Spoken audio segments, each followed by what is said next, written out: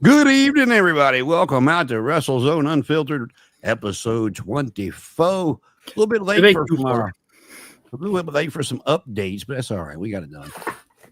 Hey, everybody, how are you doing tonight? Let's see. We got Miss Danny back. How's the weather out there in Chicago, Miss Danny? Actually, it's Wisconsin, and I'm looking Wisconsin. Okay. out my window. Cloudy. It's going to be really cool for this weekend. We're heading to the splash pad for school tomorrow, so it's going to be fun to see who shows up, and it's going to be like probably 70 degrees over at the splash pad.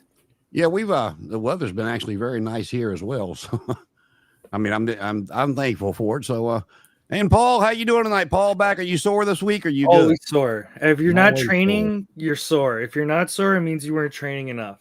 No, it means if you're not cheating, you're not trying. I don't know if that's how. Win if you can, lose if you must, but always cheat. So says Bobby the Brain Heenan.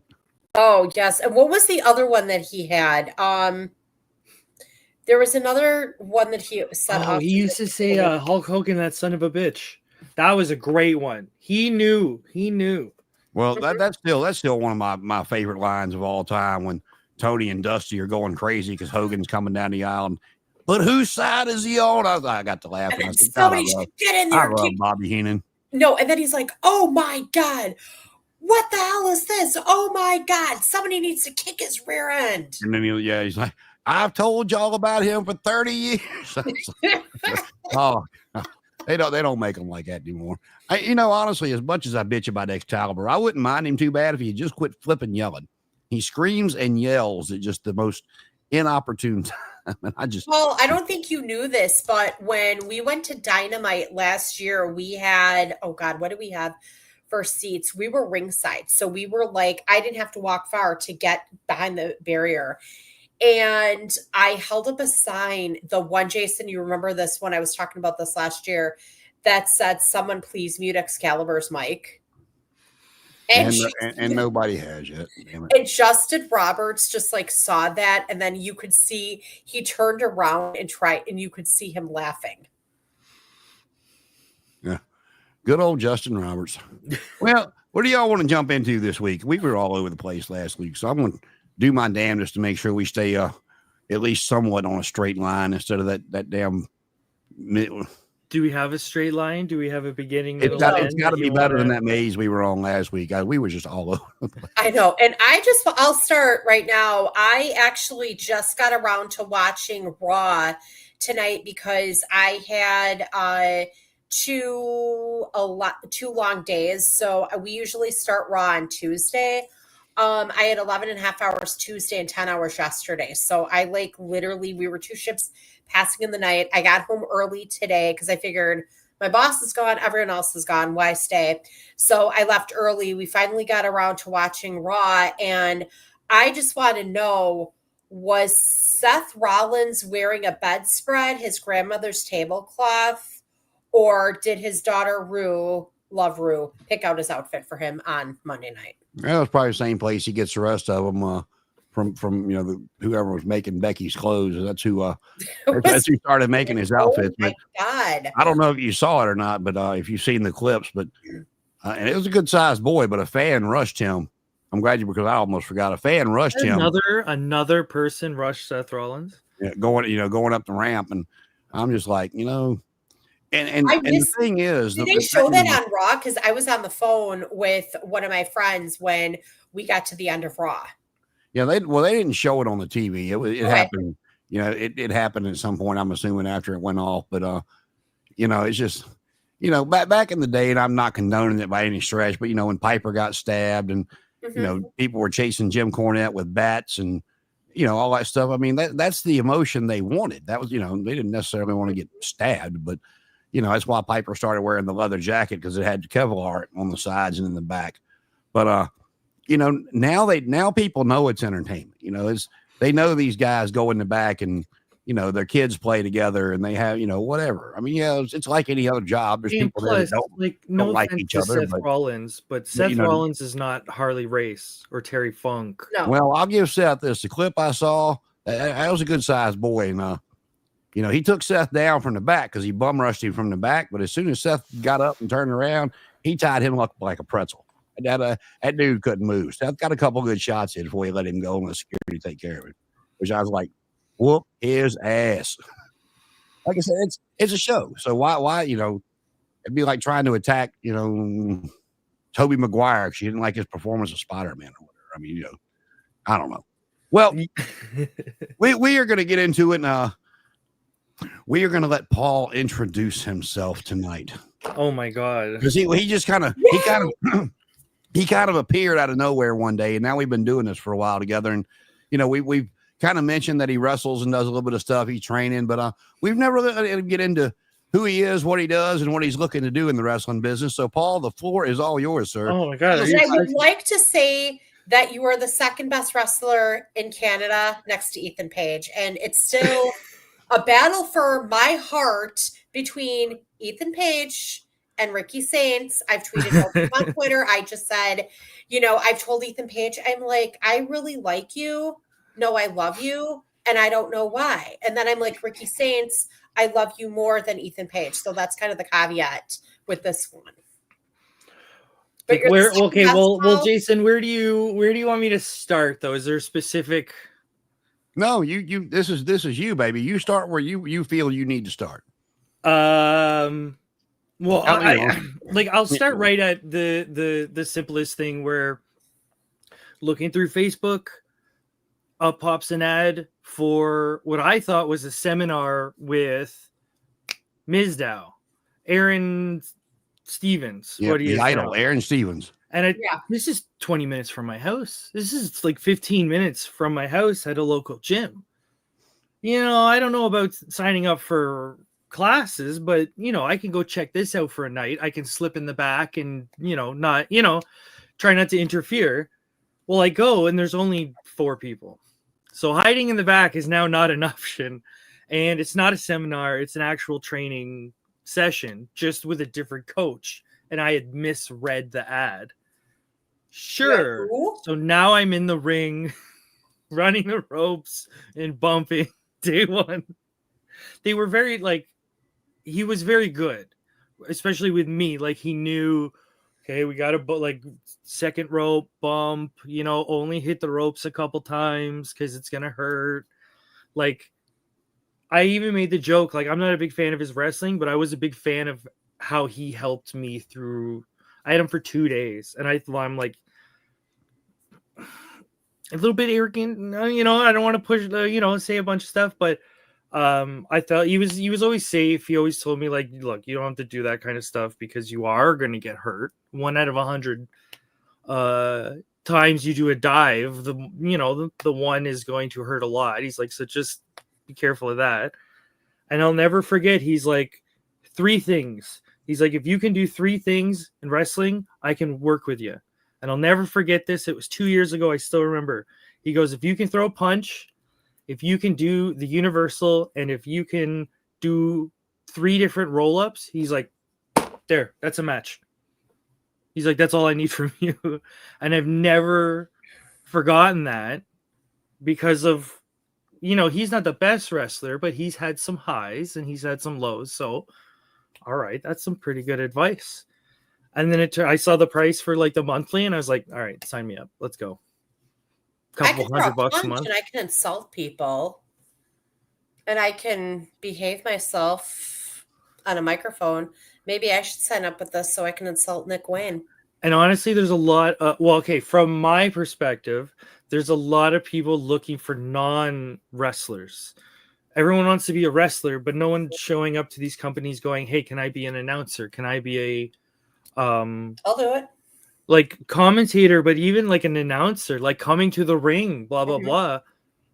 So getting the perspective of local wrestling, I think is funny because I always go back to, you guys ever see Ed Wood?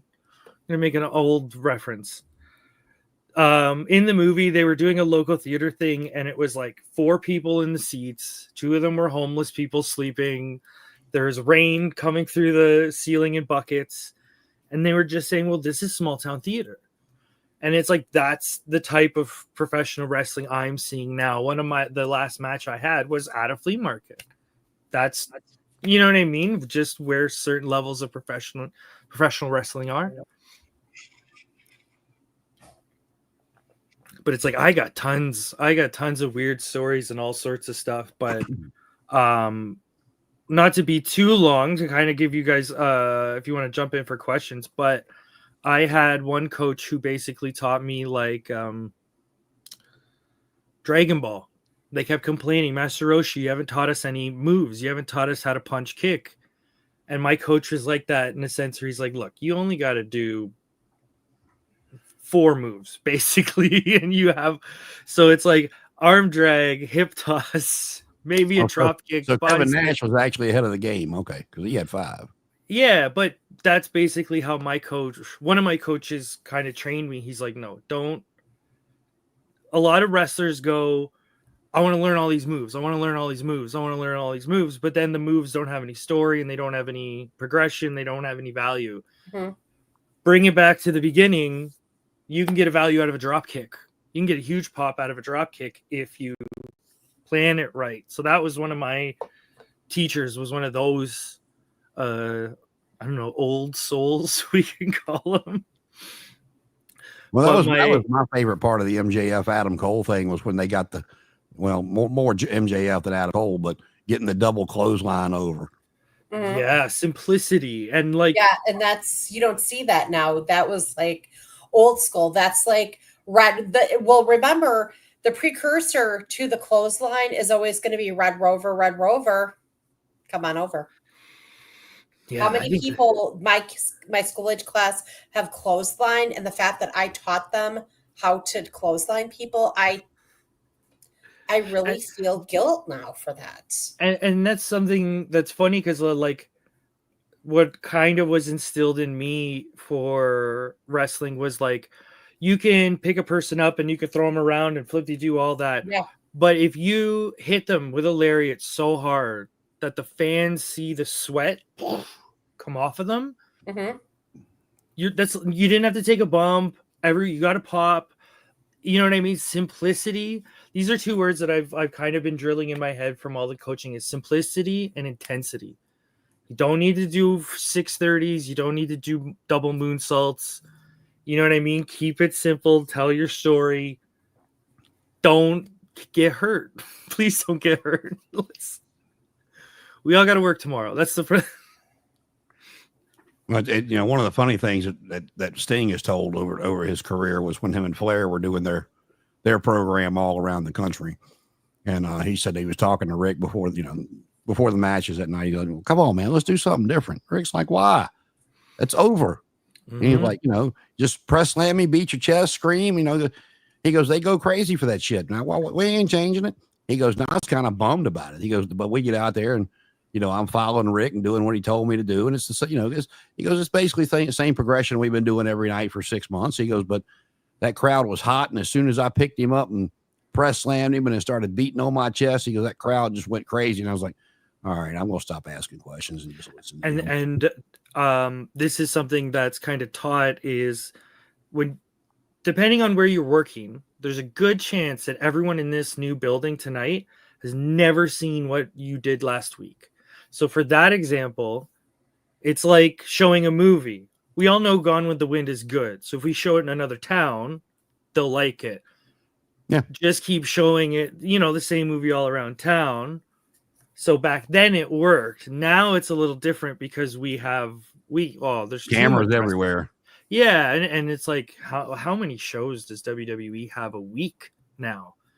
So there's a bit of overexposure where you can't do that similar trick where you could back then. One thing I've noticed that they have changed up, and I mean, they were doing it when Vince was still there, but it seems like they're doing it more now, but they seem to be having a lot more fun on the house shows instead of staying in character. It's like they'll have where Owen would pull his gimmicks in the match, to try to get somebody to break character. Now it's, if you watch any like live videos from house shows, they're breaking character and having fun and dancing together and all kinds of stuff. So and that's something that's I watch a lot of bad movies, and sometimes I like to think about interpreting little things, meta things, and how wrestling works, because wrestling is just a bad movie, right? Because depends on what you're watching. Okay, but if the movie's bad, but you can tell that the people making it are having fun and they're being authentic and they're, you know what I mean, they're trying something, you're more willing to get in on it. Like, okay, I'm gonna go for this ride. But sometimes it's like wrestling, there's too much, and now it's a bad movie that's confusing, and you can't even keep up with it. Mhm. Now it's a mess. But I remember someone saying, like, as long as you can have a bad match, but as long as you connect with one fan, you know what I mean? You have that authenticity, and they can go, okay, that person tried. It wasn't very good, but they tried and they were pushing it. They said, sometimes that's the victory in itself. Well, do you want to know about a single word that I hate the most in the wrestling business is? Is it the F word? No. What? No. It's botch. Oh. And I say that because you bring up movies, right? And you see the behind the scenes cuts at the end of the movies when they put all that stuff, and then they're like, take 126, click. And it's like, whether it's you or anybody else in the ring, you guys are in front of a live audience. You're not at a performance center. You're not in a gym. You're not in a barn.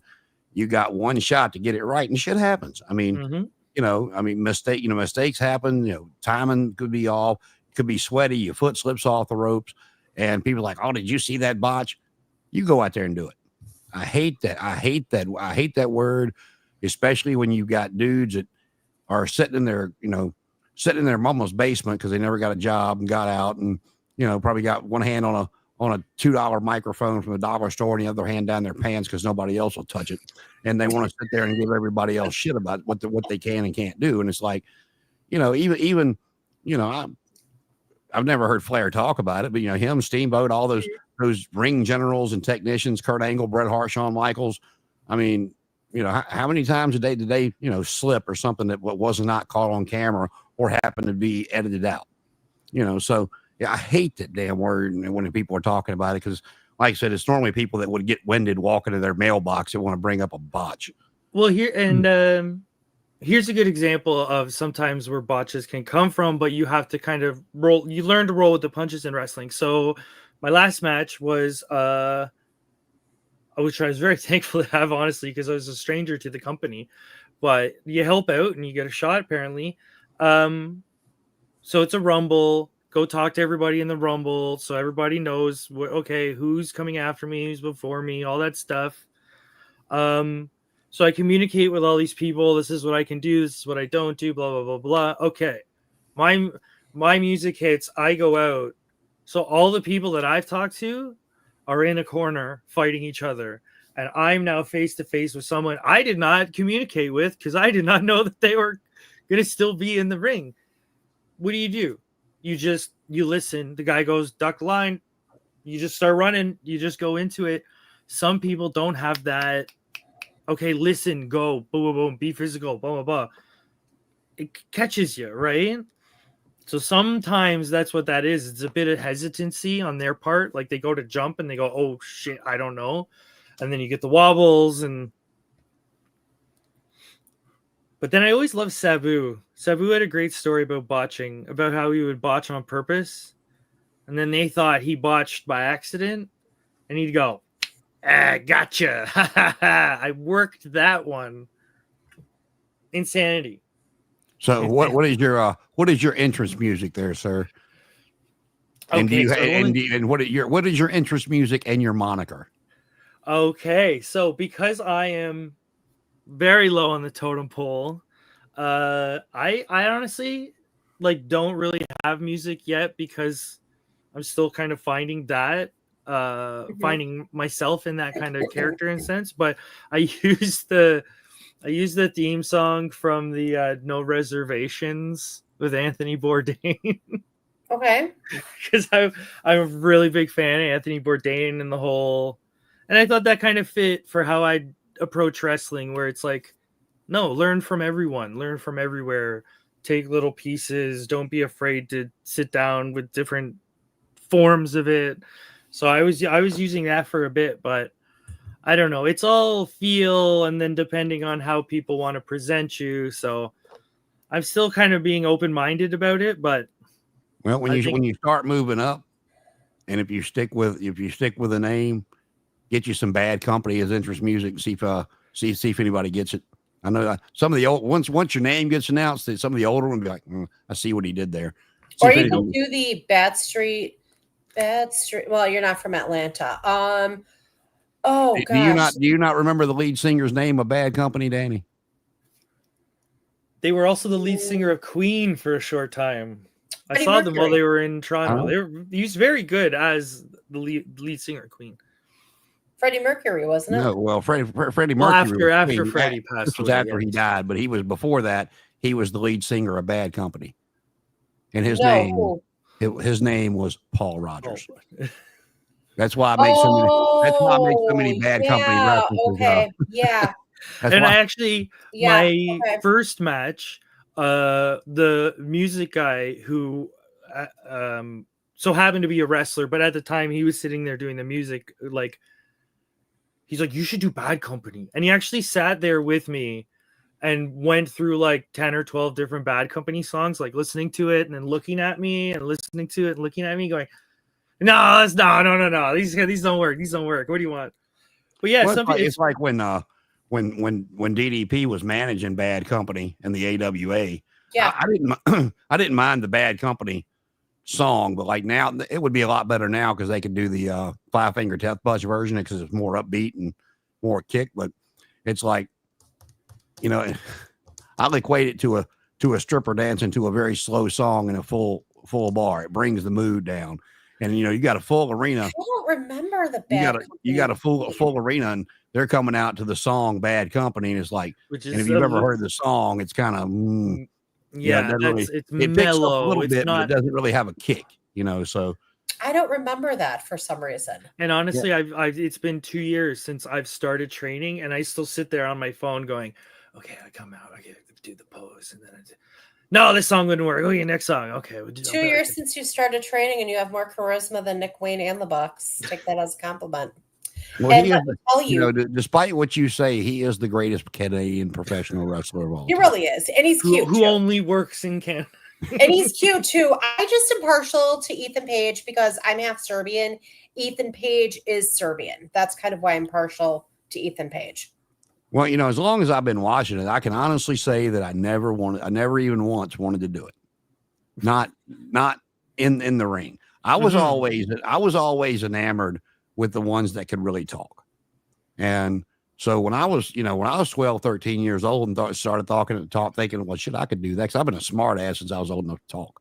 And, I was enamored with Bobby Heenan and Jim Cornette and Paulie Dangerously and JJ Dillon and the way they carried themselves. Cause they were all different, but but the same to a point. I know the WWF kind of got a little cartoonish with Slick and some of them guys, so that they weren't really on my radar. But I loved Classy Freddie Blassie. Wasn't a big Lou Albano fan, but I liked Freddie Blassie. I liked the Grand Wizard.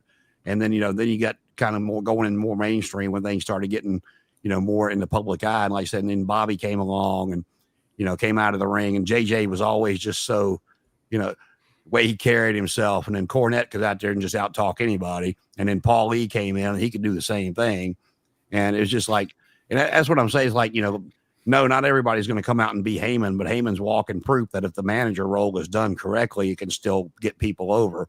And I think they're missing the boat on a lot of that. But then you flip to AEW, and this is not a knock on them. It's just, Stokely Hathaway wasn't good in NXT. So it's not like I'm saying he's, that I don't like him because he's in AEW. I didn't like him in NXT either. And then they put him with FTR, and that just it's like that's an odd combination, So I mean, MVP. Look at MVP. Yes, he's a former wrestler, and he'll don the tights still occasionally. But when Mickey James started training, like I said, we were working together when she started training. She was training at a place called Kaita Pro, and she's like, you should come with me. You should come with me. And I'm like, nah, I got too much other shit to do. And then she got out of there, and they started booking her for Maryland Championship Wrestling. And, now, eventually, I think she's overdue because of some of the people they've put in there, but, she's going to be in the Hall of Fame. And whether you whether you think that's a real thing or not, it means something to those guys and girls. Mm-hmm. And, kind of a pat on the back for a job well done, over how many of the stuff they do. And Mickey, if you watch her on the independent scene, she can still out wrestle half the women that are doing it today. So, yeah, she tried to get me to go, but I didn't. And I think it goes back to more. I'd have loved to go. I'd have loved to went out there and do what Paul Lee and Cornette and some of the other ones were doing. That's what I was, I guess that's why I was always just so enamored with Piper, especially after I met him. So, and honestly, like coming from going to the shows and seeing who's announcing, commentating, managing, who's talking, honestly, just Google a school near you, because a lot of the people that are talking where I am, not to point fingers, we're all trying, we're all learning, but a lot of them are not that great, and they're trying to get better. But what I'm trying to say is companies are looking for people who can talk, who can present themselves, who can research things, you know what I mean, and help out. So it's like sometimes you just got to knock on the door and show up and say, hey, look, I can't wrestle, but I can show up, I can commentate, I can, you know what I mean, like help fans in seats. And people notice that and they go, hey, this guy's been really helpful and he's got some funny jokes, put him in. Yeah, it was like when a buddy of mine that he was in Maryland Championship Wrestling and a former TV champion there in a car wreck and passed away years ago. But he and I, when he had gotten basically the same injury that Benoit and Edge and Kurt Angle, he had to get the neck surgery. It's like C, and something like that. But while he was rehabbing and stuff, he came to work at the bar, and that's where I met him. Really nice guy, and he's like, hey, what are you doing next weekend? I said, I'm working like I do every weekend. Take the night off. Let's go down to Maryland. Why? They're having a show. I want to take you. I'm like, well, shit. All right. So, I took Saturday night off. He and I went down, and, we get there, and I'm kind of standing off in the corner, and, Sherry Martel comes in, and he comes over and he kind of, hey, have you spoke to Sherry yet? I said, man, I'm not messing with her. She got all them people around her. He goes, if you don't, it's going to be viewed as a sign of disrespect. I'm like, damn, I thought I was being respectful by standing over here to myself. He's like, nope. I said, all right. So I went over there and I, kind of waited my turn. Hey, Sherry, I'm Jason. Nice to meet you. She kind of went up and she goes, ooh, you're cute. I like you. What are you doing later? And I'm like, oh, dear God, here we go. Oh, But then she actually come out and lost to one of the talents from MCW. And we were talking about the card on the way home. And I said, he's like, so what'd you like? I said, I liked the whole thing. I enjoyed it. I said, but Sherry losing really caught me off guard. He said, yeah, we knew that one was going to catch people. I said, yeah. I said, I know I don't watch Maryland Championship Wrestling all the time. I said, but, I've never heard of that girl. And, Sherry went out there and laid down for somebody that may or may not make it in the wrestling business. And, a lot of those asses in the seats tonight came to see Sherry Martel, so. Sensational Sherry, Sister Sherry, whatever the hell you want to call her, so Sherry. She was, what, for her characters, I mean, I sit there and talk to her probably a good 10, 15 minutes after that, and she was sweet as she could be. And what's funny is, I've learned. So yeah, okay, so your etiquette you think is the proper etiquette. I don't want to bug the people. I'll catch them later, or if I want to talk to them, blah blah blah. No, if you're backstage at a show, I not specifically was told, but it's kind of implied that let's say you're at the back, you're working a show, you're local talent, you're going to get squashed in 2 minutes, whatever. But you see Brock Lesnar and The Undertaker talking in the hall. It's theoretical. You're not supposed to ignore them. You're supposed to go up and go, I'm very sorry for bugging you, but I just want to introduce myself. Yes. Okay. Thank you for your time. Yep. And walk away. Because they'll see that as, oh, that person took the initiative to come up to us to say hello. I just want to make sure you know who I am, blah, blah, blah. It's the opposite of what you would think. I don't want to bug them. Like, no, bug them for a second, leave them alone. They'll come back to you later. That's so what I thought. That's what he was telling me. Guys, as they're outside the door taking a smoke break or whatever after a show and say, hi, my name is Danny. Could you let Trick Williams know I really appreciated his in-ring work, and I could meet Trick Williams. I could very well easily do it at World's End if we go, and I can get my contract with AEW.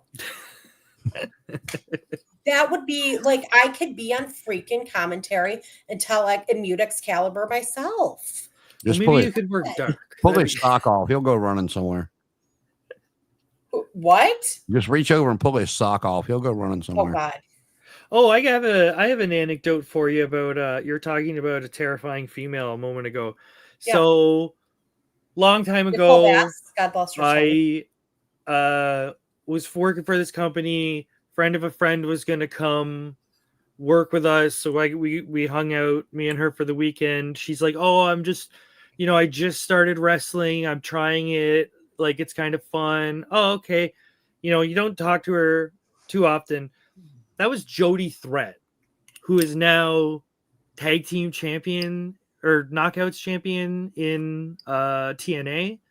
So it's like, you never know, like, who you're gonna kind of, like, I don't want to say follow, but it was like, part of me was like, well, if Jody could do it, not insulting her, but because she's a friend of a friend, a local, like, no, hey, if she can, like, I'm gonna give this a kick too. But since I started, she's been super busy. So I've always been trying to, like, hey, what school are you at? Oh, I'm in the States. I'm overseas. I'm here. Oh, come on. Well, that's, it's kind of almost the same thing with Nikki. I mean, it's, like I said, we sit there and, she worked with us for a long time.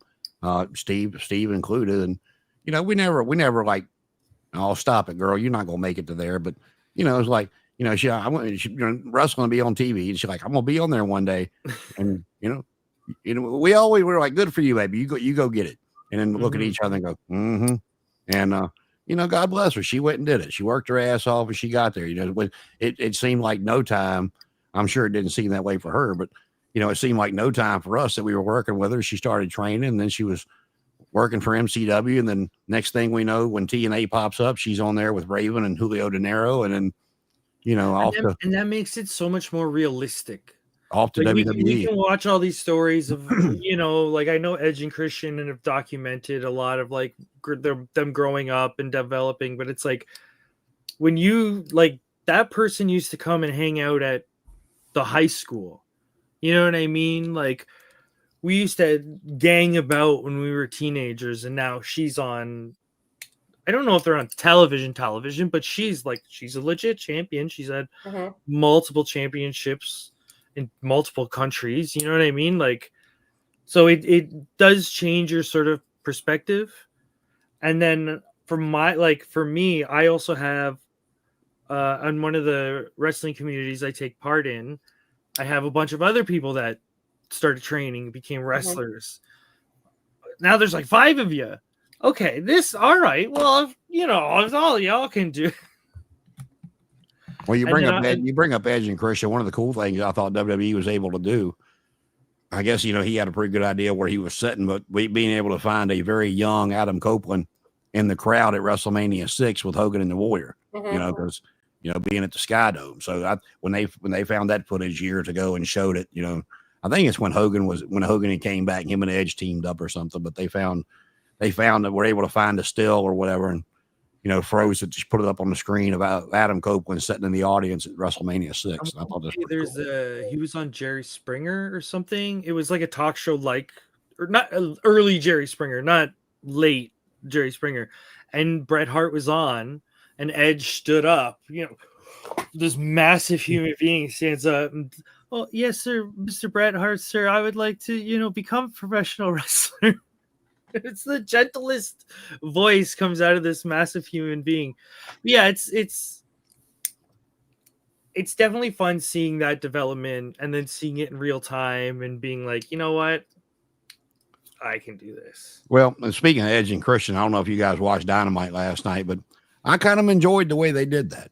We got halfway through Dynamite. They brought Edge out first, and then he said something real quick. Then Christian's music hit, and he come out, and Tony stuck the mic over to Christian, and he went into that same smug shit he's been doing, the whole time he's been there. But shut up while I'm trying to talk. And Edge really, are you really going to be that guy? And he just kind of he went over the fact that he was an asshole, and that you told me to go find myself, and I realized I did that 3.5 years ago when I got here. And he goes, I told you I'd help you with FTR because you told me you'd help me with Nick Wayne and Sabian. And he goes, past that, I don't know what I can give you. He goes, but I can tell you this much: you're getting the best version of a tag team partner of me than you've ever had. I was like, so instead of them, they all huggy, oh, come here, I'm so sorry, and that, and when Edge was like, yeah, he's an asshole, but he's my asshole, and then he like stopped, our wanker, yeah, he stopped, made the face, and in front, I'm like, okay, that's fine. But that's storytelling, because if they were to be huggy friendly, okay, that's one level, but let's sort of be at that level, but Christian's still, you know what I mean? We're still gonna have that. Don't want to call it a back door, but we can always have something at the end. We can always. But then the question too is, I got a feeling we might get a Luchasaurus turn on Nick Wayne. So I'm assuming you didn't watch it last night. I watched part of it. We got to which part? The last part that we watched before I came upstairs was I saw the Edge and Christian segment. Whatever was after that. So you saw Luchasaurus come out? Yes. Okay. Yeah. I mean, I like the way they did that. I'm glad they got me. I don't even remember what was wrong with him. I just know he had a massive health problem and came home on oxygen, and they didn't know if he's ever going to be able to wrestle again. So I'm glad he's back in the ring. Mm-hmm. But I like the way they did the whole Frankenstein thing with Nick Wayne saying he had a broke foot, and I mean, I guess he's legit hurt to be replaced in the match, and I guess we'll see. But I like the way they did all that. And he come out in the green, the crowd chanting Luchasaurus, and so we'll see. We'll see what happens on Sunday. So, and Nick Wayne is just so cringe. Like, hopefully they can get Luchasaurus past this sort of boy status, because he's sort of stuck at that level where he can't. You know what I mean? You're lower mid card for life. I hate to say it because the wrestler is extremely talented, but I don't know. I don't. Once they got through all that stuff, normally I watch it to the end, but as soon as they announced it, I forgot. I'm like, I forgot who wrestled, but I'm like, what the hell's in the main event? And then they go to commercial, and then they come back, and Sasha's music hits, and I'm like, okay, it's time to go to bed now. Good night. She is just, I don't know. I love Toni Storm. She's ridiculously entertaining. I do like Willow. Thumbtack. I realized I have really derogatory names for AEW talent. So like Thekla is Thumbtack. Oh, I like me some Thekla. I like the crazy bitches, man. She's just, I don't know about her. Megan Bain, I don't see the appeal in her. Like, I don't see why she's so great. What are some of my other? Nick Wayne Lame. And of course, we'll just shorten it to the Backyard Beauty Queen, Baby Backyard Beauty Queen, Cucamonga Children's Center Chicken Crew, greatest Carnival Act Clown Show Box. Well, speaking of the ladies of AEW, Mama Wayne was looking mighty boobalicious in her outfit last night. I'm like, she come out with Kip Sabian. I was like, damn, go ahead, girl. Who was Kip Sabian married to? Somebody, but I don't remember. Penelope Ford. That's right. I knew it was somebody, but I couldn't remember. But did y'all see that really the WWE is bringing back WrestlePalooza? What a 90s name. That was an ECW pay-per-view. Oh, was it? To me, It always sounds like that Simpsons episode where it was like Music Palooza or something. Well, and the funny thing about it is they are putting it on ESPN for free, going up against the next AEW pay-per-view. When is this going to be? Is this going to be Saturday? It's in the next month. Next Saturday, maybe? No, because whatever. I think it's going to be the AEW pay-per-view after this one, because it's going to be, because once football season starts, AEW doesn't do Sunday, they do Saturdays. Yeah. And so it's going to be on a Saturday. All pay-per-views should be Saturdays. It's going to be a Saturday night, but whatever pay-per-view for AEW it is, they've got coming up. It's going to be they're putting the WrestlePalooza on. All Out, maybe. I believe it is All Out. I think it's All Out. Here's a controversial opinion, because I watch too much New Japan. They should have pay-per-views on weekdays that start at 4 p.m. so I can be in bed by 10 o'clock. Well, it's looking like, you talk about that. It's looking like that Raw is going to start when football season kicks in, is going to start at 6 or 6:30 instead of 8. Interesting. Okay, because again, we've got it next Netflix. We stream it. We usually just watch it on Tuesdays. But yeah, now you're gonna make me look, because go over here and see. WrestlePalooza was an old AEW pay-per-view. I mean ECW, you said, right? ECW pay-per-view, yeah. So it's going to be in Indianapolis. Pat McAfee will be on there. Oh, I miss Pat. It's going to be September 20th. So let's see, AEW pay-per-view. That's a Saturday. Yes. AEW pay-per-view schedule. I miss Pat. What did I say? September 20th. March, May, June. Come on. Forbidden Door. Ring of Honor. Yep, September 20th is All Out from Ontario, Canada. So yep, they're doing it on ESPN. Their thing is they want to showcase on ESPN because of the new deal that just happened and blah blah blah blah blah. And Pat McAfee's coming back for that, and I hadn't seen no matches announced for it yet, but they're throwing that for free against All Out, which goes back to what we talked about last week with the counter programming. When the first ever Survivor Series was put on USA for free to go against Starrcade. And Paul, you're too young to remember the first Survivor Series and the first Starrcade. Oh yeah, definitely. And then the Royal Rumble was actually done the same way. Yeah, the Royal Rumble. I remember watching.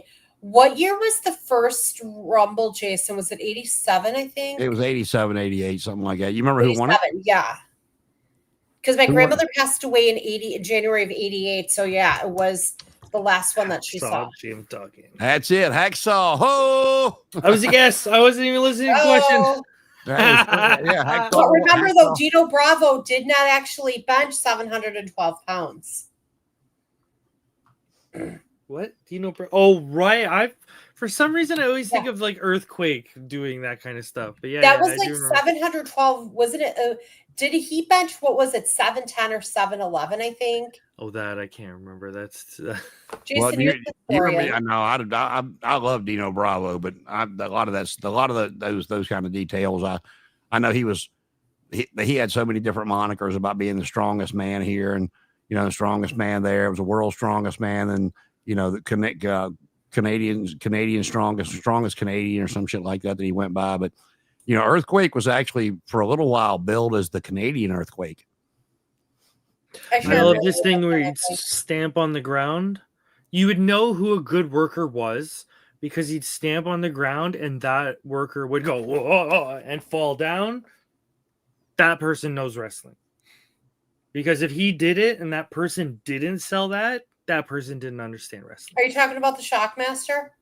No, that was Earthquake would do like a big stomp. Yeah. And depending on who he was in the ring with, they would sell it like, oh, he's shaking the whole ring. Oh, yeah. Okay. And now I have to, like, the ref would get in on it too. To me, that's wrestling. You know what I mean? Like, it's playful. Yes. It's stupid. Yes. But at a certain level, it makes sense. Well, back to what we were doing a little bit before. Do you have anybody that's taping your stuff and like letting you watch it watch it back afterwards? Okay, so I can answer that question with a tip for anybody who's becoming an independent wrestler. Just a tip.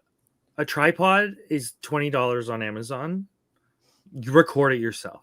That's what's going to happen. Well, I hear you, but I just, I know some of you guys buddy up like that, and hey, watch my match, tape it for me, give me your opinion. Oh yeah, there's always going to be that. Like if my buddy's working while I'm I'll go run and I'll put his phone in the tripod, and you know what I mean. Like, so our angle is different from the hard camera. So at least when a person is editing, they have a bunch of different stuff. Yeah, there's a lot of that. There's a lot of hey, let's go. So are you working about once a week, or what are you doing, or just training? Okay, so independent wrestling's all ups and downs. So the sad news is my school closed down a while ago. So I've been reaching out to different companies and to different schools, what's local, where I can help out. So right now, I've been talking with a company called Frantic Pro Wrestling. They're a bit more like, let's say, early ECW, just very, very small. So they had a bunch of doors, they had thumbtacks, they had, oh, I can find you the match. Like the show I was at, it was called a shitstorm match. It was something wild. But I reached out to them and they're looking for people, and I reached out to a local school. So I'm going to be going, I'd say local. It's still 2.5 hours away. So it's okay, find time, go out, train with them for a little bit, communicate. Okay, this is what I can do, blah, blah, blah. But at the moment, I haven't worked since like 3 weeks ago, and then my next match is September 27th. Well, So I'm right assuming, now, you know what I mean? Little breaks, but I'm hoping that once the wheels hit the ground, full force. well, When can I'm I assuming that sit in the you've got, crowd and hold up a sign for you? Honestly, you've that everybody helps. Everything helps. Like, well, that's what I was getting to. I mean, I'm assuming you've got some tapes of you wrestling, some video of you wrestling. very little at the moment, because a lot of, when you're newer, some people like to just throw you in battle royals. So that way, if you're crap, they can just have 5 people throw you out. It's Well, like, I mean, one reason I'm asking, if you got some clips that you like, send them to me, and we'll post them up. And, well, I you know. can definitely do that. I was just trying to say that it's like, it's very limited so far, but I'm hoping this September. Like I said, send me a few clips and what's your how they can book you, and we'll get it out there for you.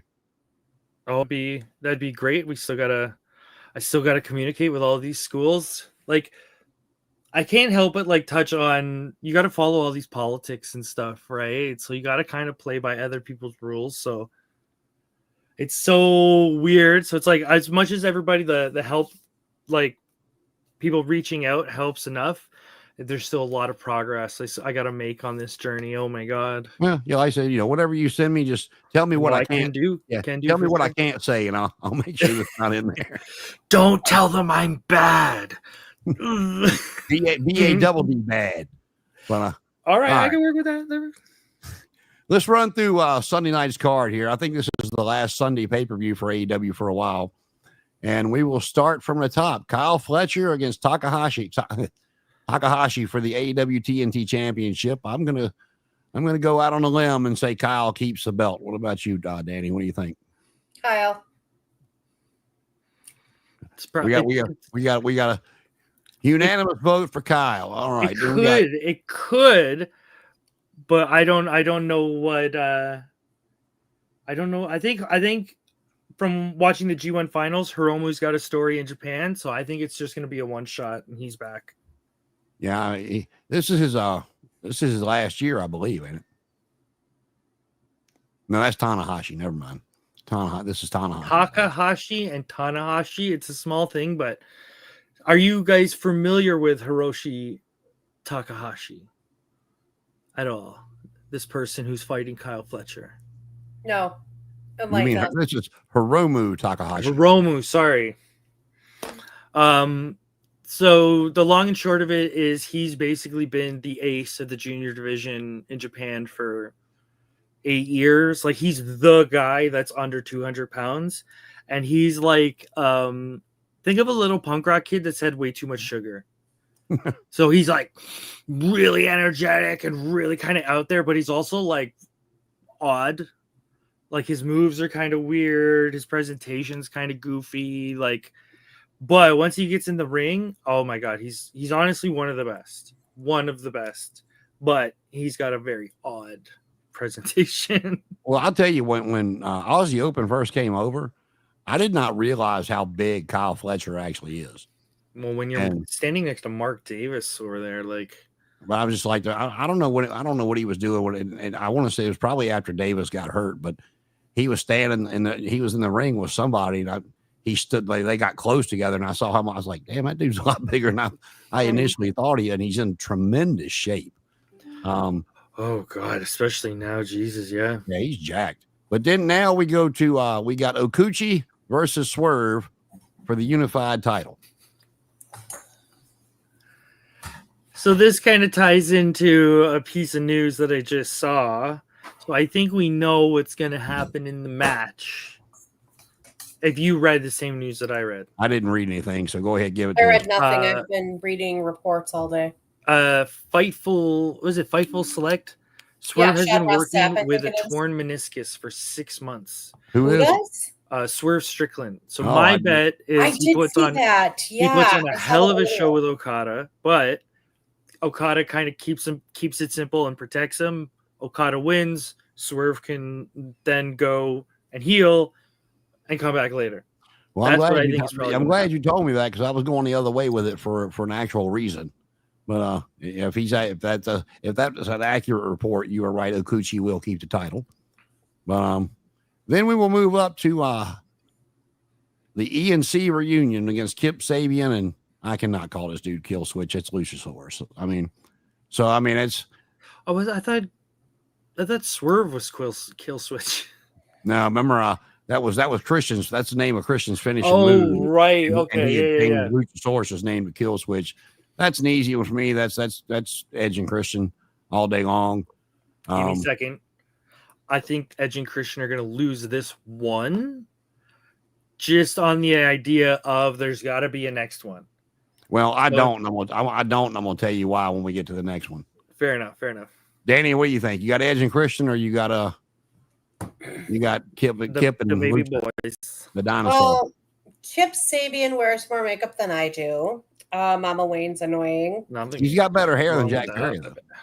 No, yeah, he does. And he's got much more of a better look, and he's got charisma compared to Nick Wayne. I'm going to go with Edge and Christian because Edge is part of my core four. All right.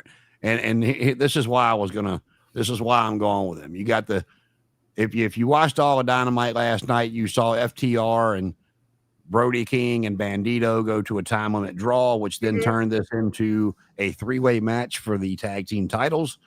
And that's just going to be the way that I think they get them off the Hurt Business. Okay. And I think they put them on FTR for a third time, which sets up Edge and Christian against FTR for the titles, in my opinion. I could see that. I'm also curious too, though. Has anyone heard anything about Seth Alexander coming over? No, he was in TNA. I know he made a couple of TNA appearances. I don't know if it was. Yeah, I haven't heard that name in a while. So I don't know if it was a per appearance deal or if he actually signed a contract. But and speaking of TNA, we'll get back to this in a second. I did read today that there is a number on the table for WWE to buy them if they want to, and if they don't want to right now, that if somebody else comes along, that they have the first right of refusal. That you they can. The owner of a really bad team in the NFL that was a laughing stock last season. Yeah, pretty much. This is the worst timeline in any booking fantasy game. This is when you're at the end of your booking fantasy game and you're just buying every company that's around, because there was rumor WWE wanted to buy Noah as well, Pro Wrestling Noah in Japan. It's like, just buy every company and end the game. I can see them. I don't mind the partnership. I wouldn't want to see them or Tony Khan buy TNA. Now I can completely see them buying Noah for the same reason they bought AAA, to have that promotion overseas and still kind of run it the same way, but put their little topper on it. Yeah. Maybe put the money machine behind it and whatever. So Noah makes sense to me with them wanting to do the global thing. They've been dying in Japan for a long time. TNA, no, I'd rather just be left alone or go to somebody completely different. I think a weirdo should buy them. Remember when what's his name, Billy Corgan bought them? I think a weirdo should buy TNA. No, he was trying to. He got pushed out. That's why he bought the NWA. Yeah, no, I remember. Yeah. But I just have a feeling like we should get just the like Jack White, Jack Black. Like, just pick any nonsensical weirdo and just go, here, you're the owner. Go. David Arquette. Honestly, I would sort of love that. David Arquette buys it and brings in Freddie Prinze Jr. as his lead writer. Dennis Rodman. Don't make him wrestle. Keep him a background person. Just let him cut promos. Sure. But then we got moving on this one for the TBS Championship. We got Baldy versus Alex Windsor versus Persephone versus Bozilla. Don't know who that is. But I don't see Baldy losing this match. Danny, what about you? She's got 8 belts. Why make her lose one of them? What do you think, Paul? Are you talking about Ricochet? Are you talking about Baldy? No, I'm talking about Mercedes Moné. It's so hard to say with Moné because I thought she was going to start losing some of these belts. Like you build them up to knock them down, but you like built her up to knock her down one, and then she's gone up 2 or 3 belts since then. It's like I don't know. That was the one the one exchange she had with Tony Storm. I really liked when Tony was basically like, "Look, you can have every other belt there is out there because I only need one, and you're not getting it." And she held up hers, and I was like, "There you go, girl." And if you remember Kenny Omega, when he had that belt collector thing, he lost one and then lost another. Kurt Angle did a similar thing in TNA where he had all the belts, and then it was like one got chipped away, and then another got chipped away, another got chipped away. And that makes sense. It's not like chip one away and then just give 7 right back to them. No, like, well, so I used to defend Moné, and now it's really hard to. Mm-hmm. Well, I didn't. You after you said Swerve was hurt, is what you had read. Just to go back to it, if you hadn't have said that, I was going with Swerve for the simple fact of Okada. We thought he was going to lose on multiple occasions finally, and he pulled out a win by hook or by crook, whether you liked it or not. And I had heard when they revamped that belt and turned it into the unified title that at some point it was going to be also unified with the AEW World Title. And they were going to go back to just having the two singles titles of the world title and the TNT title. And with Swerve, whether Max wins or whether Hangman wins, you could take Swerve either way on that, as far as sending him after the world title to unify it. But, they're both Okada and Swerve. Like, I wouldn't say they're technically on the same level, but for kayfabe and AEW, yeah, they're both. I was speaking of story wise because Swerve's got history with both Hangman and MJF. Now in the ring, yeah, I see. I agree with you, but Okada does not have the back history with MJF and Hangman that Swerve does. So that's you get 2 different products with the 2 different people. Swerve is going to give you excellent entertainment outside of the ring on top of a great match, but Okada's matches are just so much better. And then he says, "Deal with it, bitch." And then we're moving up. We got Tony Storm against Athena, and I'm with Danny. I love Tony Storm, but I think Athena is way overdue to get a run. Why they've kept her off TV so long until now just baffles me. And I'd like to see Athena take it home and get more of a push than she's gotten. I mean, they put Tony over Mercedes. Mercedes did beat Athena, and then you could bring them 2 back around together and give Athena her win back. But I'm going to go with Athena in this one. Paul, what do you think? If they don't give it, if Athena loses, we riot. That's what's gonna happen. Yeah, honestly, she's been around forever. She's a fantastic wrestler. Mm-hmm. From what I hear, she's a nice person. And she's been cooking forever. She was in NXT, doing great in NXT. Yeah, she was one when she got released. I was like, really? And honestly, that one really surprised me when she got released. I'm not gonna point any fingers out of respect for the female roster, but Athena is better than a fair amount of women who are on the main roster of AEW. Yeah, she's really bringing this intensity to this feud. This is a side from what I remember her as Ember Moon. Now, mind you, I didn't watch. I kind of looked at NXT a little bit, but never really kept up on NXT. Now I'm all about my NXT for obvious reasons, but I just think that she was basically slept on when she was in WWE, and she has such a great look to her. She's really tiny. I have seen her in person. I'm 5'4". She's got to be a little bit I want to say she might even be the same size as Alexa Bliss, the same height. And Alexa Bliss is tiny. So she's just got this intensity to her. And this is a side that we've never seen of Athena. Run with it, put the belt on her, have Tony lose. And then we move up to the car crash that's coming. Darby Allin, Ospreay, Tanahashi, and the Golden Lovers. God bless, get another name. Versus the Death Riders and the Young Bucks and Gabe Kidd. The Golden Lovers? Yeah. You didn't know that's what they were called? Who? Omega and Ibushi. No. Oh, Omega's going to be there? Yay. It's been 20 years they've been using that moniker.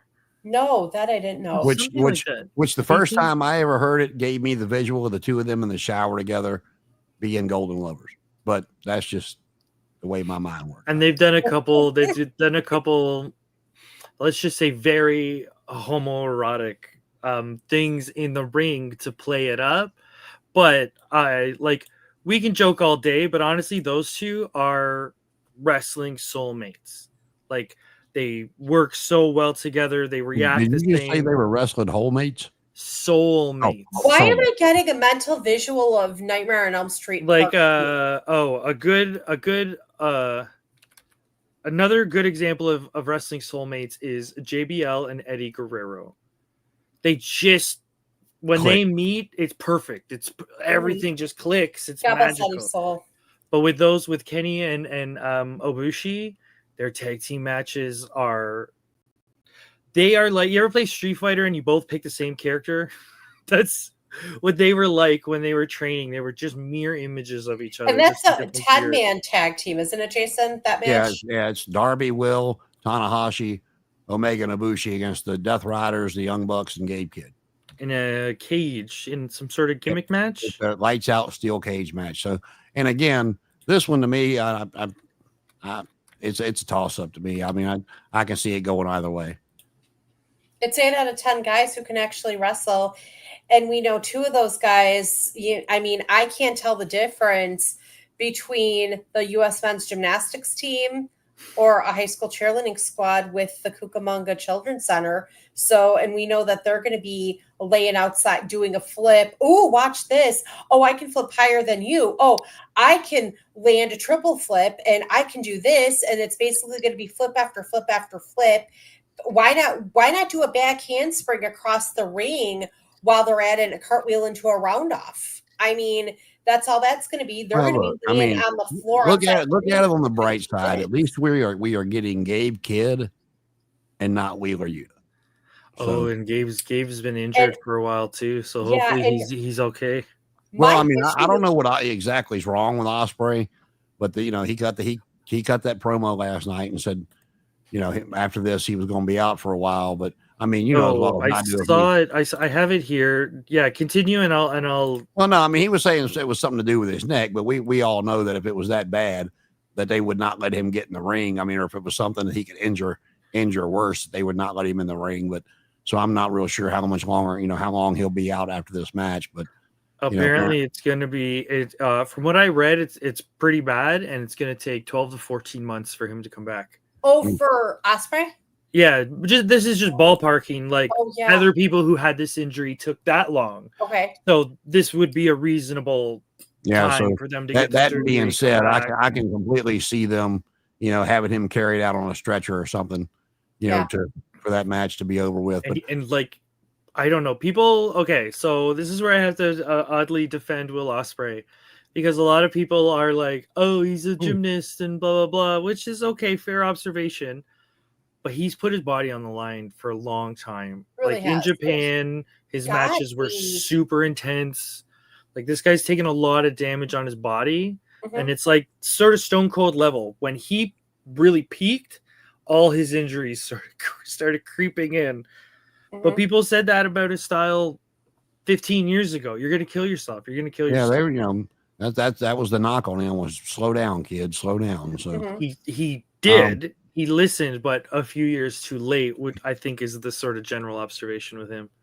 Yeah. So like I said, I mean, that's a toss up to me. That's a pick 'em. I mean, you got a preference one way or the other, Paul? Yeah, it's hard to pick one. If he's that hurt, do they just do what you would call like an angle match? You'd have him start, but then they like do something with the chair on his neck, and it's like, oh, it's too far. Bring the stretcher out. You know what I mean? Like have the match be like a minute or two, but something happens and he gets hit. Turn into a. Well, I mean, you know, Brian. Here's something for you. I mean, it's AEW, so anything could happen. They could do that at the very, you know, if Ospreay really legit is not cleared, but they can protect him for a 1 or 2 moves, and because Bryan Danielson is there, you know, he did commentary last night on Dynamite. But can he take bumps? I don't know how he's feeling. Because I know he had an injured like history with brain stuff, so I don't know if it's they're keeping him out of it to protect him. Well, yeah, I mean they did the angle when he lost the title, but you know he kind of did the Cena thing of, you know, I'm going to be done at this point, so it wasn't like he had to quit again. He actually walked away this time on his own volition. Now okay, that doesn't mean his body isn't still battered and beat up from all the years he wrestled, but you know, unless something's changed, you know, he can still get in there. Yeah, I would, if I was Tony, I would avoid putting Bryan Danielson in any like matches. I would treat him exactly like Stone Cold. Bryan Danielson is going to be the epitome of like WWE Stone Cold. Have him come out every so often, have him take 1 or 2 bumps if necessary, do his moves. You know, maybe even has like a vegan beer or something that he promotes, but like have a vet that everyone respects. They can come do run-ins for big shows. Like that could be fun for Brian. Didn't he do that recently? Oh, sorry. Go ahead. Go ahead. No, what? No, I thought Brian did that recently for one of the matches. He came out and. No, he was the third commentator last night on Dynamite, the whole show. Oh, gotcha. No, I was thinking of one of the last pay-per-views. He is overseas with them now, so that's why I was saying it could be a possibility. Because what he had said was that the way he didn't say the word retired. What he said he was going to do was he was whatever year that was going to be his last year as a full-time in-ring competitor. That's the words he used. So, you know, he's still got some matches left in him, and you know they're not going to let him be, as he can still go. Not letting the last time you see him in a ring be with, you know, Moxley and Wheeler putting the bag over his head and stuff like that. He's going to get some kind of comeuppance at some point. The next match we're talking about is the one that I'm very interested to see, but I think I already know how it's going to turn out. Is Nigel McGuinness challenging Zack Sabre Jr. for the IWGP World Heavyweight Championship? So if this is just not a Brit off, I'm going to be very upset. Like very, very, very upset. Well, even if this hadn't happened, I would still have picked Sabre to retain. But if you saw the 3-way technical spectacular, they called it, with Danny Garcia, Nigel McGuinness, and I can't remember who the third one was in the ring. But you know, Nigel winds up winning, of course, and Danny's getting ready to walk out, and you know, he's got that sour puss on his face because he lost the match. And then Nigel was putting him over and asked him to be in his corner. And Danny agreed. I'm like, yep, there it is. That's what's going to cost Nigel to lose the match. And, you know, then, you know, Zach can go back to doing what Zach does in New Japan. And then you got a McGuinness, Daniel Garcia feud all lined up and ready to go, in my opinion. And that would work out for what I'm thinking, because Zach is their current IWGP World Heavyweight Champion. If he's going to lose, he can't lose the mid card. If there's a bit of a schmozz or whatever, you know, that protects their champion. If Zach were to lose to Bryan Danielson, that makes, you know, that doesn't look bad, right? Because how many people have beaten Bryan Danielson in this? But if he were to come and lose cleanly to Nigel McGuinness, people would complain. It's you're burying the champ, you know. So that makes sense. If there's some sort of false finish, some sort of run in, blah blah blah, I think that'll protect everyone. But this will probably be like a technical wrestling exhibition, and then devolves into a bunch of nonsense. And Danny Garcia comes out with Nigel McGuinness. Danny Garcia then turns heel. Yep. That's And exactly Andy Garcia joins a faction, but which one? as soon as he asked him to be in his corner, I'm like, there it goes. Yep. So I don't know. And then you got the world heavyweight title match with Dickhead Page versus MJF. And after what they did last night, this one again. This for me could go either way. But I'll tell you, if MJF takes the title, this is how I think it's going to go. Did you see that angle last night, Paul? Nope. All right. Fill me in. Yeah, I didn't. The last part that I remember watching, now that I think about it, was FTR and Brody and Bandito.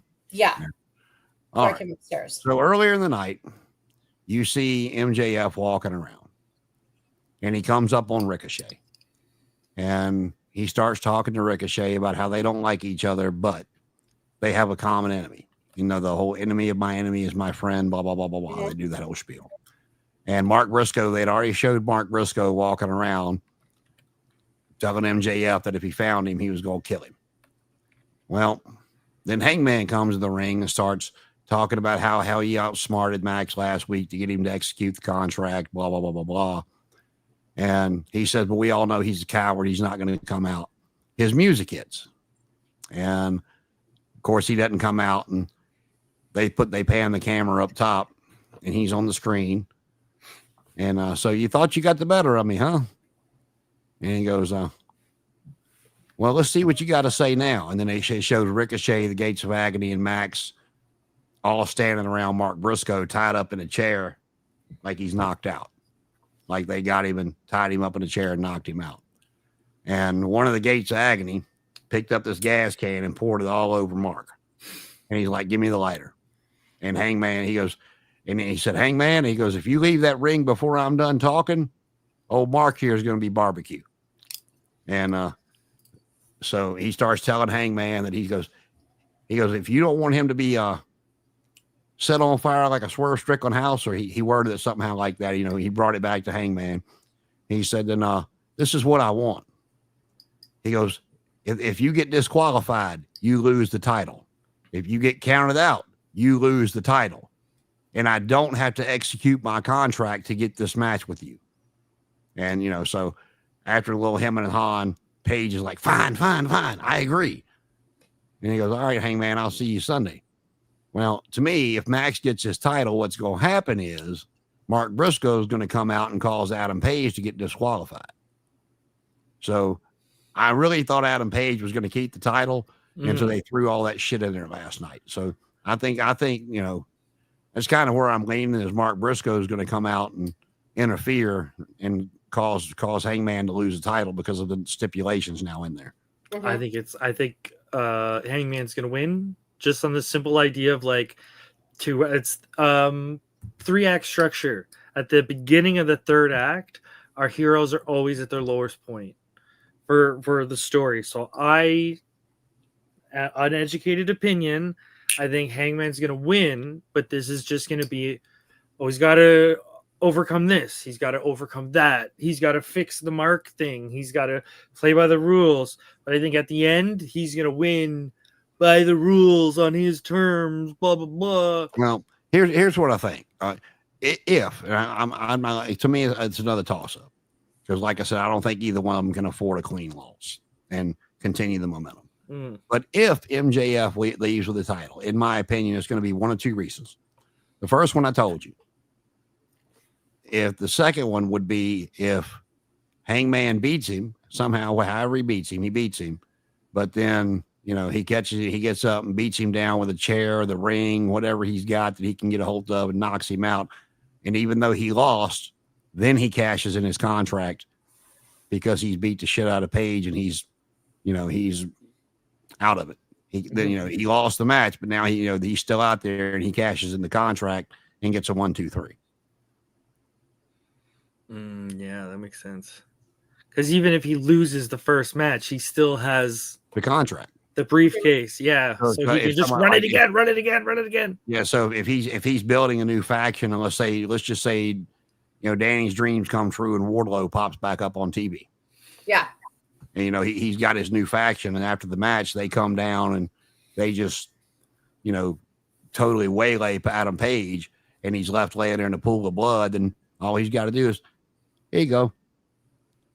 And the referee, the referee will sell it. What are you doing? What are you doing? We've already had a match. Yeah, we're about to have another one. Mm-hmm. Pick him up, put him in the heat seeker, or put the Fujiwara armbar on him, whatever. But he's knocked out, so you got to call it.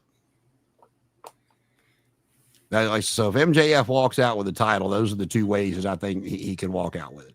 Either getting just Mark Briscoe getting Page disqualified, or Page wins, and then we got the chicanery after the match, and Max cashes in his contract after the match. If you even just keep it simple, as soon as Max gets pinned, he just turns around, grabs a chair, smashes Hangman in the face with it. Give me give me it right now. Boom, boom, boom. Yep. So that's the one of two ways I see Max walking out with it if he does. Piece of crap that guy is. Oh my God, I love him so much. He is just like walking perfection as a heel. I've said, and Jason, you've heard me say this too, that if you took Nick Bockwinkel, and you're probably too young to remember Bockwinkel, but you take Nick Bockwinkel and Bobby Heenan and you clone them and blend them together like a well-blended martini, you're going to come out with Maxwell Jacob Friedman. He was funny last night when he was talking to Ricochet. He was like, I don't like bald people. Bald people freak me out. He goes, the thought of me going bald freaks me out. I'm like, he is just, oh my God. He's like Bobby Heenan and Nick Bockwinkel combined. No, but I mean, that's everything running down. I mean, that'll probably be at least looking at these matches. That's going to be at least 4.5, 5 hour show coming. Any surprise returns? I know Eddie Kingston, I don't think has been cleared or something. I think he's still training. The only thing I can see being a surprise is the G1 in New Japan just ended.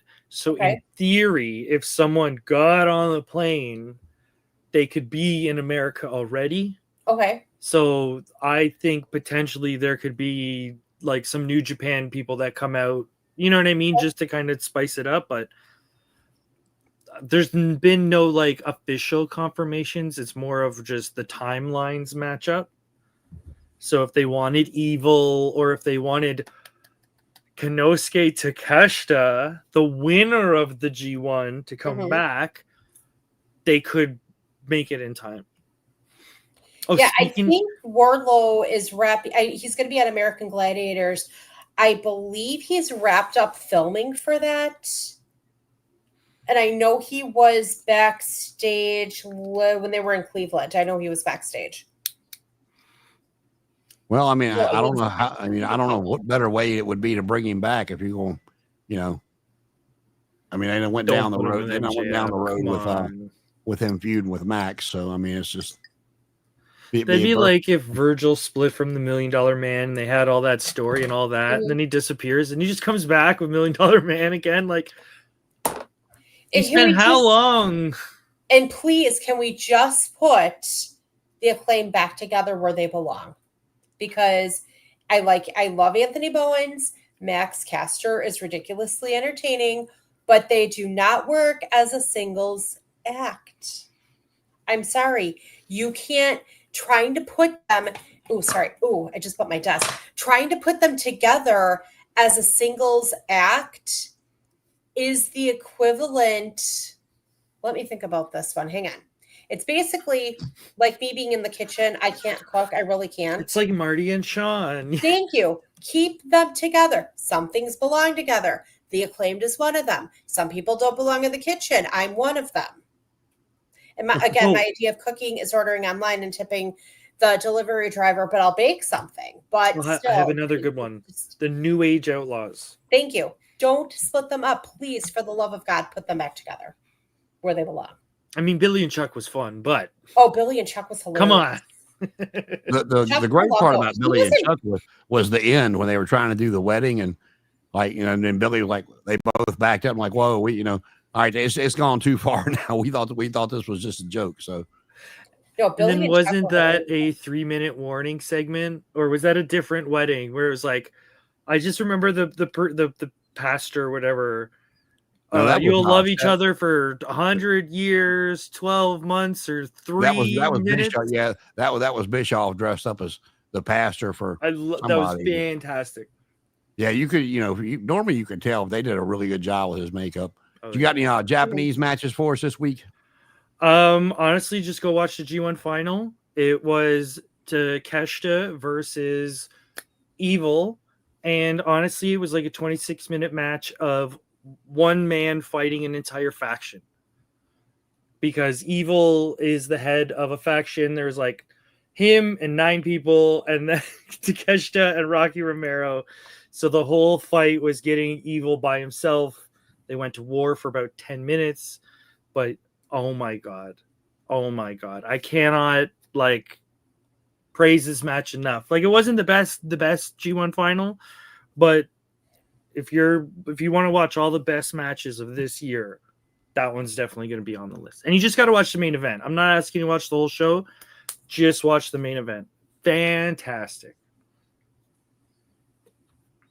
And just the G1 there. So let's go back to today in history. 4 years ago, Connor's boy, CM Punk, returns to pro wrestling. The first dance in Chicago. Oh, do you see my shirt? Do you know where I am from? I will hop on a plane from O'Hare, come up there, and cut a promo on you that's going to make you cry. But Boo, CM Punk. 9 years ago at NXT TakeOver Brooklyn 2, Shinsuke Nakamura defeated Samoa Joe to become the first time ever 2-time NXT champion. That was a beautiful period of NXT too. Yes, absolutely fantastic. Let's see. 37 years ago today, the Mega Bucks speak out and challenge Hogan and Savage. Who's the Mega Bucks? Was that Ted IRS? DiBiase? No, that was Ted DiBiase and Andre the Giant. Oh, I was thinking of Ted DiBiase and IRS. Yeah. 4 years ago They were Money Inc., I think. Was the 34th annual SummerSlam, and Lashley defeated Goldberg by referee stoppage and then attacked Goldberg's 15-year-old son after the belt. I think Big E must have loved that match. Let's see. Man slapping meat. Edge defeated Seth Rollins. Charlotte won the Raw Women's Championship in a triple threat. Becky Lynch made her shocking return, replacing Carmella. The Usos retained against the Mysterios. Alexa Bliss defeated Eva Marie. Let's see. We keep on moving. 5 years ago today, Vince McMahon introduced the world to the WWE Thunderdome during COVID. Judy Grable was born on this day in 1935. Happy birthday, happy 74th birthday to one of the Hart brothers, Keith Hart. Eve Torres turns 41 today and still looks amazing. Still hasn't wrestled. 20 years ago today was SummerSlam in 2005, and there's a couple of things on this one. Go back if you've never seen it and watch the Hulk Hogan Shawn Michaels match.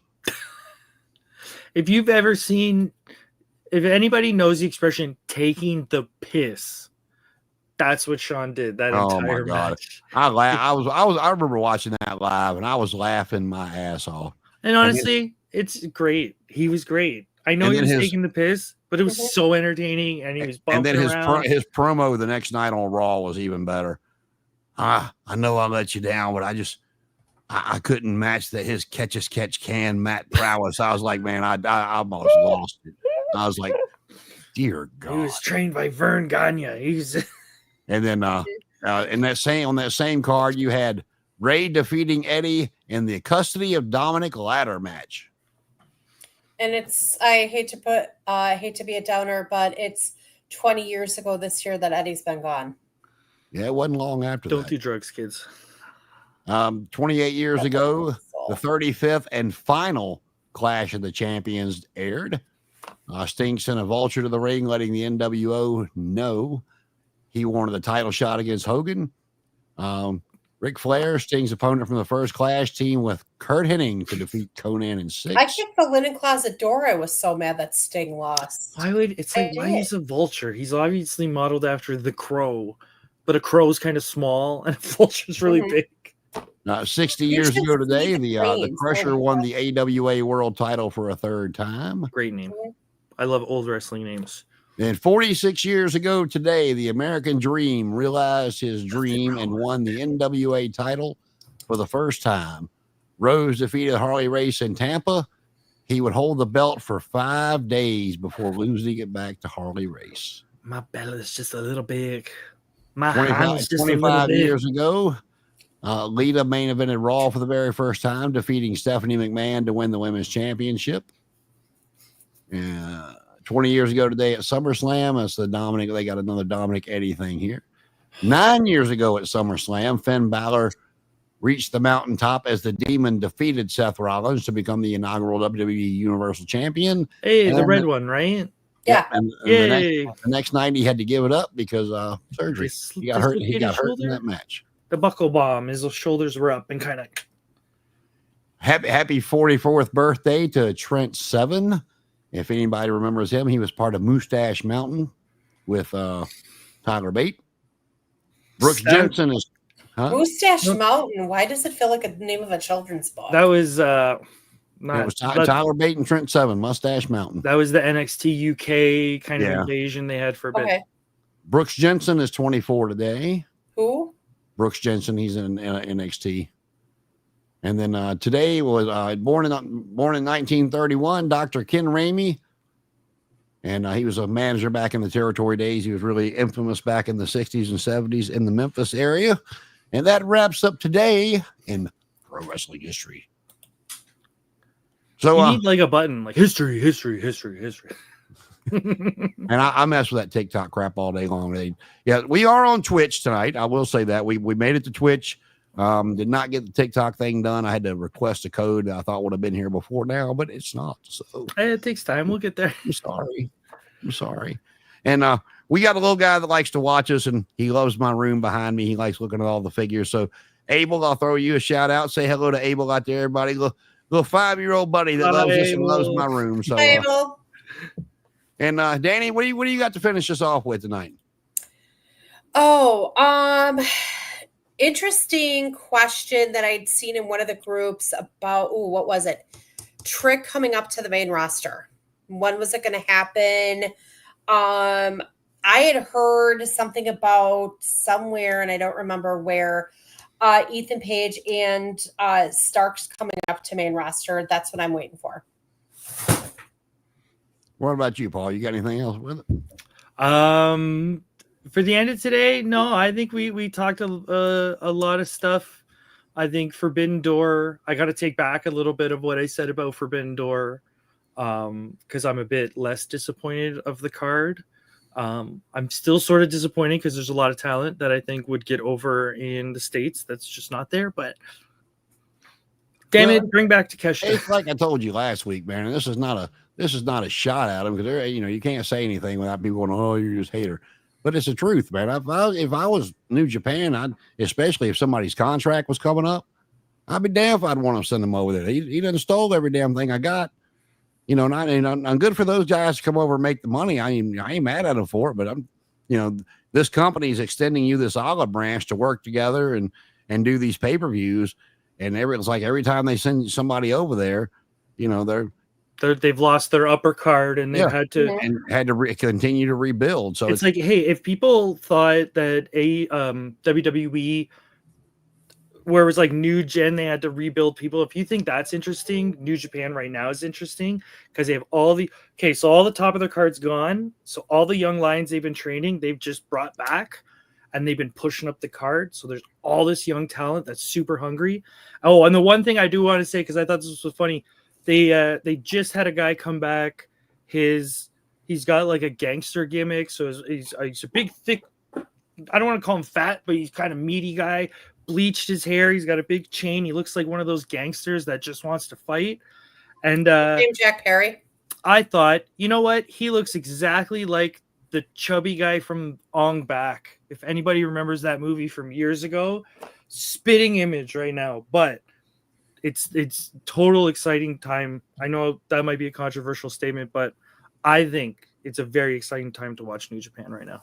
I mean, really, I wish I could still, I'm not much on watching things like, just strictly on YouTube. I mean, I know that's kind of where everybody's at these days, but when I was getting Access TV, and I know WoW comes on the CW now, but when I was getting Access TV, that's where WoW was, it's where TNA was, it's where New Japan was, so they would show a four-hour show every week on New Japan of stuff that happened, and they would turn around and show it again. And here's just an observation. We were talking about the price increase of WWE, about how if you want to watch it all, it's going to cost all this money. The NewJapanWorld.com, you can get for 9.99 yen, which I think is a brilliant number, because 999 yen when put into Canadian is $12. So $12 a month versus 12, 15, 37, 44. Like, New Japan might be a more affordable option for some non-Japanese people in the coming years. Who knows? Are you trying to sell us on New Japan? Yes, please. There's dozens of us fans. Okay, dozens. The dozens and dozens. I will not get the ESPN app strictly for WWE.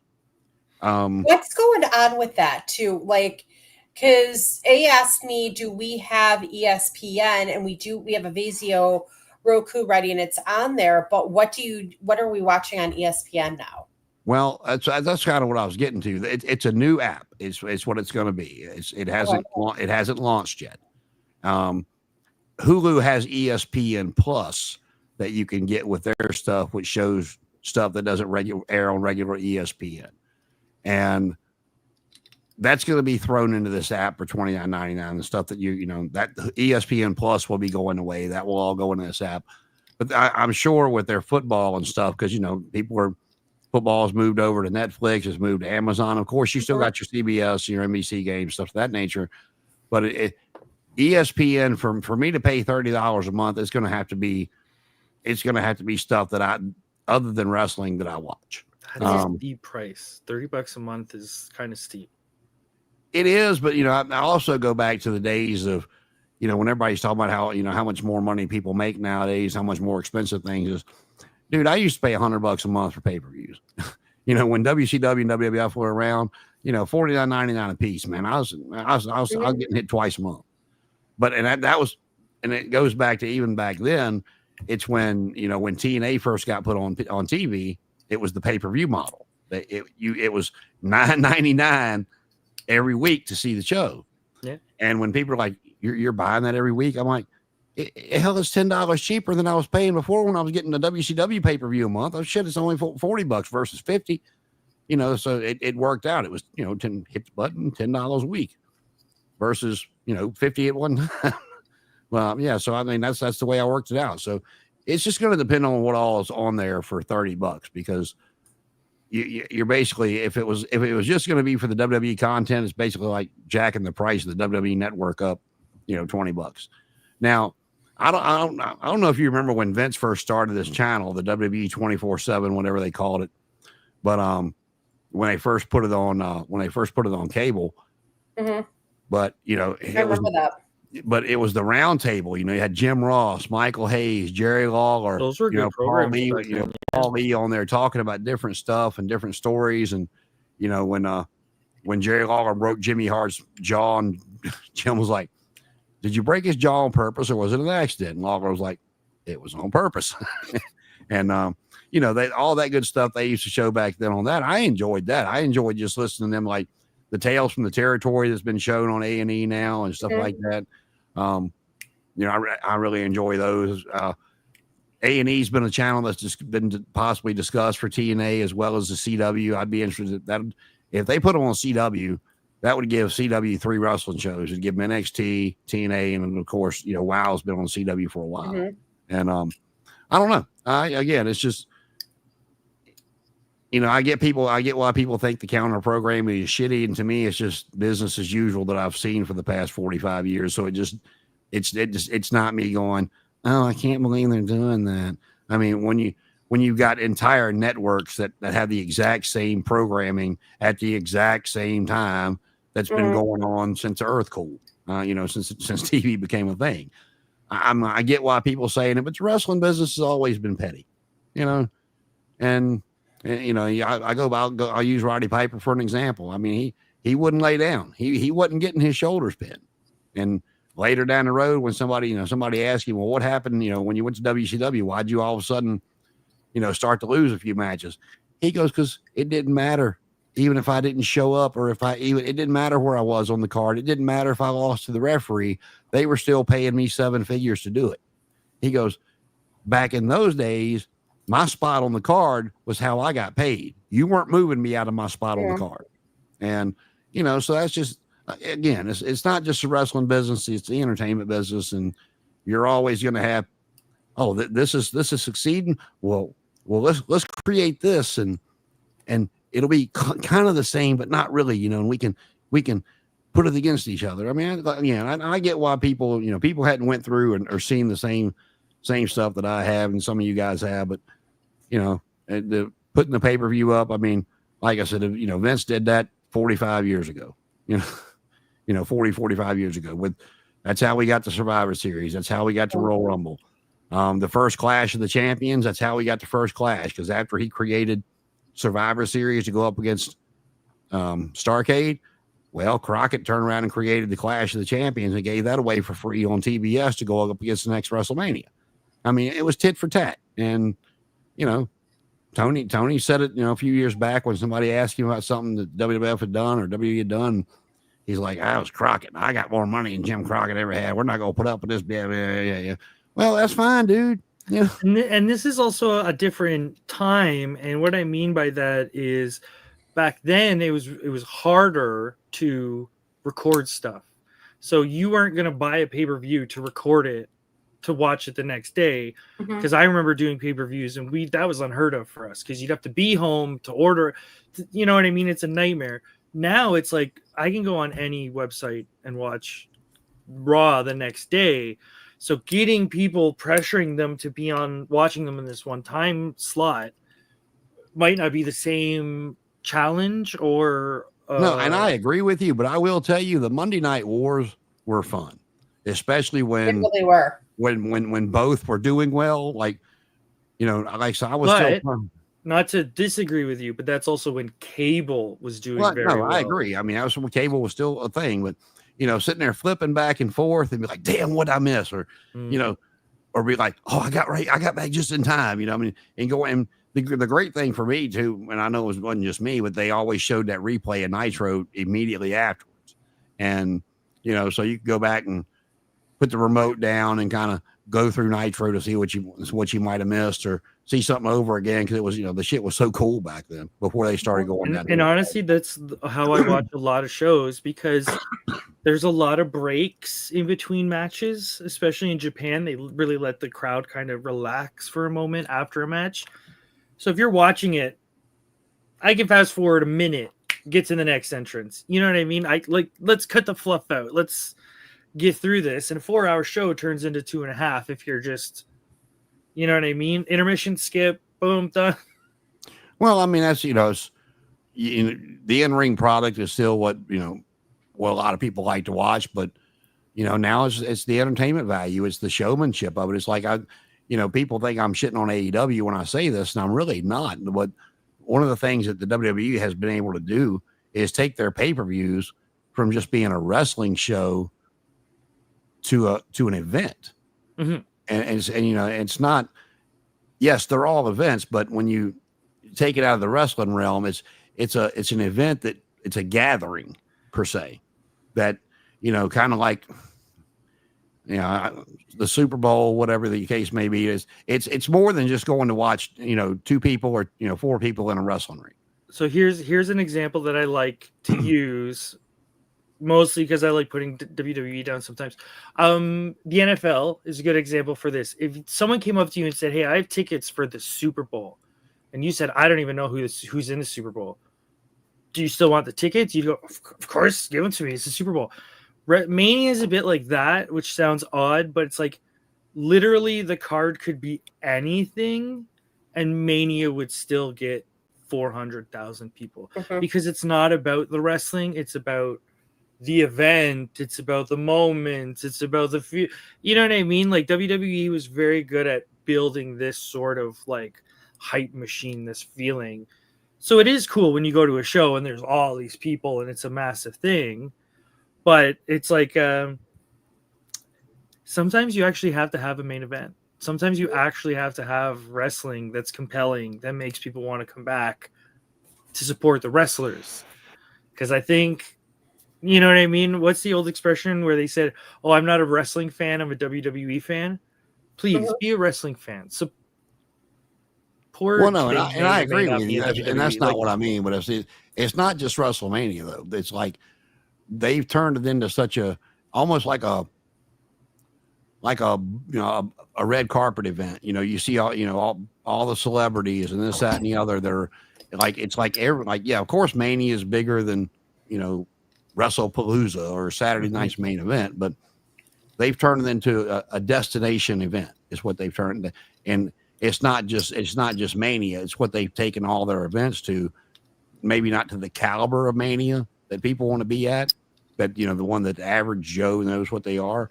But if you've got it's not just Monday Night Raw. You've got WWE Survivor Series is coming, whatever. And people, they know they're going to see celebrities. They know they're going to, see all the memorabilia and the stuff placed around. And again, it's not just a wrestling show anymore.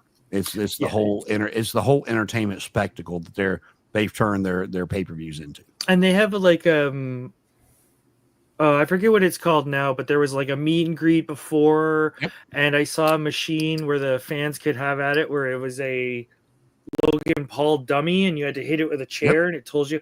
There's lots of stuff like that where it's like you can go and be entertained and watch a couple small matches, and there's 4 days of stuff to do for WrestleMania. Yeah, and they've got they got little things set up in different places where it's like a smaller version of their rampway where you can do your favorite superstars entrance and all. I mean, it's just, and that's people eat that stuff up, so it's great to have, right? Like, so. But I don't know. We got a Forbidden Door coming up this week, and we might see some surprises. We may or we may not. Danny might get her boyfriend back. So it's like we got to wrap up. We're gonna go over 2 hours. Yeah, that's where I was getting to. I did make it to Twitch for us this week, so we actually got there. Hopefully next week I can get us to TikTok and to the Instagram and all that happy stuff, so we can try to reach some more followers and listeners out yonder. You can follow us everywhere on social media. Just look it up, man. I'm not going through all that shit. And Paul's going to send me some clips so I can post to all of our social media stuff. And I heard Danny can't wrestle real well, but damn, you should see her box. But that's a different story for a different day. You can catch these hands. From Chicago, you can take a girl out of Chicago, but you can't take Chicago out of the girl. That's it. But we will see you guys next week, 9-ish. I'm not going to say 9-ish. And hopefully we can get Connor back, and Meaty will have his internet back up and running, and we can get this draft back underway. And if not, we'll just pick up where we left off, and their people will be back on the table. Yeah, their people will be back on the table. So until next Thursday, we'll see you next time.